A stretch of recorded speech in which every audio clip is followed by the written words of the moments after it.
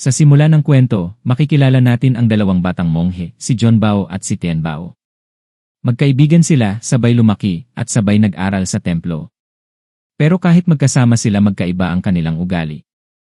Si John Bao, tahimik, disiplinado, at sumusunod sa mga aral ng templo. Samantalang si Tian Bao, ambisyoso, mainitin ang ulo, at gustong maging mas malakas kaysa sa iba. Isang araw, nagkaroon ng gulo sa templo dahil sa kanilang dalawa. Dahil dito, napilitan ang mga nakatatanda na palayasin sila. At doon nagsimula ang kanilang paglalakbay sa totoong mundo. Sa simula, magkasama pa rin sila. Wala silang pera, wala silang matirhan. Kaya ginawa nila ang lahat para mabuhay. Pero habang tumatagal, unti-unting lumalabas ang tunay nilang pagkatao. Si John Bao, kahit nahihirapan, pinili pa rin ang tumulong sa iba. Nakilala niya ang mga taong nangangailangan. At doon niya nakita ang tunay na halaga ng kabutihan. Pero si Tian Bao, iba ang pinili niyang landas. Para sa kanya, hindi sapat ang simpleng buhay. Gusto niya ng kapangyarihan at kayamanan. Hanggang sa sumali siya sa militar. Doon, mabilis siyang umangat. Pero kapalit nito, unti-unti niyang kinakalimutan ang kanyang pagkatao. At kahit ang kanyang kaibigan, hindi na niya kinilala. Dumating ang punto na nagtagpo ulit silang dalawa. Pero hindi na sila magkaibigan. Magkalaban na sila. Dahil si Tian Bao, handa nang gawin ang lahat, kahit manakit, kahit pumatay, para sa kanyang ambisyon. Pinagtaksilan niya si John Bao. At doon nagsimula ang pagbagsak ni John Bao. Dahil sa nangyari, nawalan siya ng direksyon.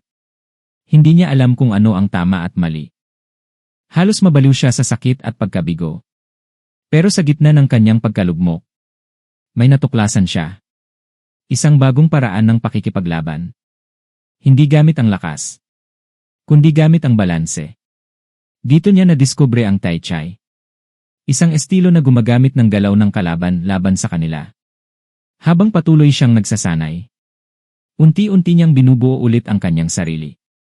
Hindi lang bilang mandirigma, kundi bilang tao. Hanggang sa dumating ang huling pagkakataon. Nagkita ulit sila ni Tian Bao. Sa pagkakataong ito, wala nang atrasan. Isang laban na magtatapos sa lahat. Sa simula, mukhang lamang si Tian Bao. Mas agresibo, mas brutal. Pero si John Bao, kalma lang. Ginagamit niya ang bawat galaw ng kalaban laban dito. Habang tumatagal ang laban, unti-unting napapagod si Tian Bao. At doon nakita ang pagkakaiba nila. Si Tian Bao, ginagamit ang lakas para manira. Si John Bao, ginagamit ang lakas para kontrolin. Sa huli, natalo ni John Bao ang kanyang dating kaibigan.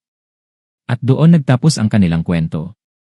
Isang kwento ng pagkakaibigan, na nasira ng ambisyon, at isang paalala, na ang tunay na lakas, ay hindi nasusukat sa puwersa, kundi sa kontrol at disiplina.